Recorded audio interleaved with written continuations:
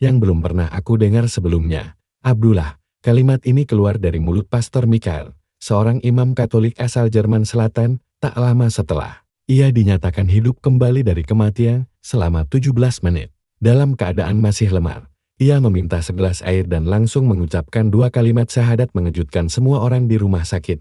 Kisahnya segera menyebar luas, bukan hanya karena seorang pemuka agama Kristen berbalik arah, tetapi karena ia bersumpah bahwa selama mati surinya, ia memasuki sebuah dimensi rohani yang tak dikenalinya. Sebelumnya tempat damai dan terang yang di sana, ia berkata, Tuhanku memperkenalkanku kepada Islam. Lebih menggemparkan lagi, seorang biarawati dari ordu yang sama, Suster Maria Ellis, mengikuti jejaknya beberapa bulan kemudian setelah mengalami pengalaman mistis serupa kini. Mereka tinggal di sebuah desa terpencil di Turki, menjauh dari hiruk-pikuk dunia barat yang pernah mereka layani sepenuh hati.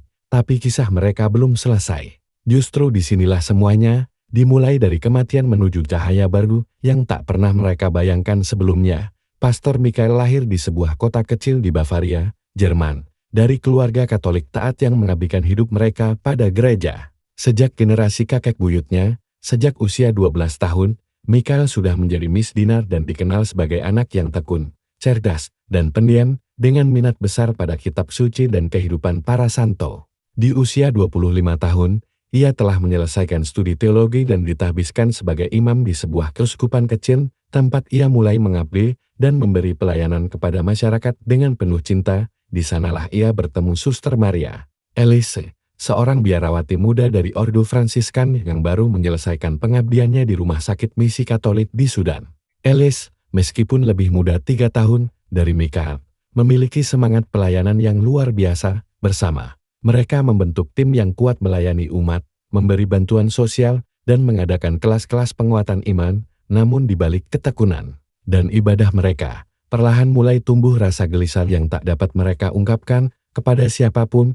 Michael kerap terbangun malam hari, bertanya dalam hati tentang makna sebenarnya dari ketuhanan Yesus, dan mengapa ia merasa seolah sedang berdoa pada sosok yang tak pernah membalas. Ellis pun diam-diam menulis di jurnal pribadinya tentang Tuhan yang terasa jauh. Meski aku berdoa begitu dekat, pertanyaan demi pertanyaan mulai tumbuh di hati mereka. Namun tanggung jawab, jabatan, dan rasa takut dianggap murtad membuat mereka menahan semuanya dalam diam. Hingga suatu malam musim gugur tahun 2018, Michael terjatuh di lantai kamar tidurnya karena serangan jantung mendadak. Para medis datang dan selama 17 menit, ia dinyatakan tidak memiliki detak jantung.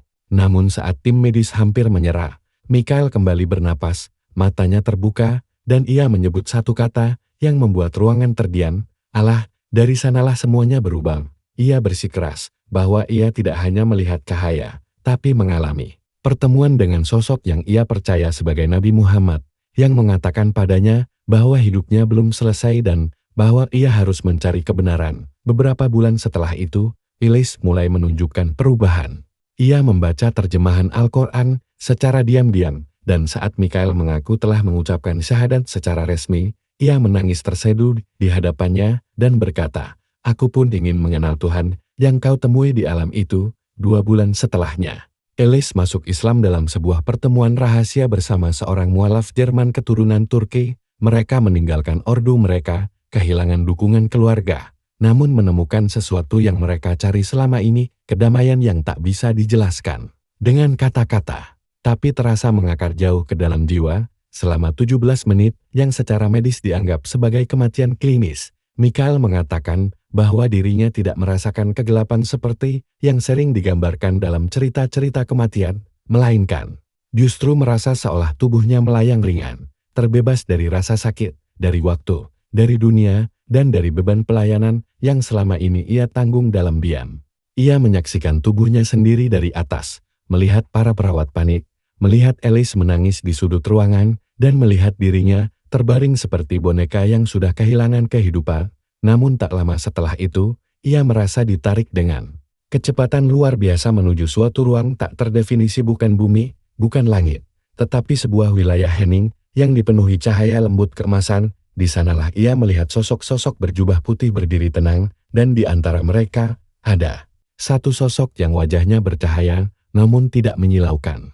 Sosok itu tidak memperkenalkan diri, tetapi hati Mikael langsung merasa tunduk dan penuh rasa haru. Sosok itu berkata dengan suara lembut, "Engkau mencariku selama ini, tapi bukan di tempat yang benar." Mikael, yang dalam kesadarannya masih menyangka ia berada dalam semacam penglihatan surgawi Kristen, mencoba bertanya siapa sosok itu, tetapi belum sempat ia bicara. Sosok itu melanjutkan, "Aku bukan Tuhanmu, tetapi utusannya, namaku Muhammad, dan engkau harus kembali." Mikael merasa tubuhnya bergetar dalam cahaya itu.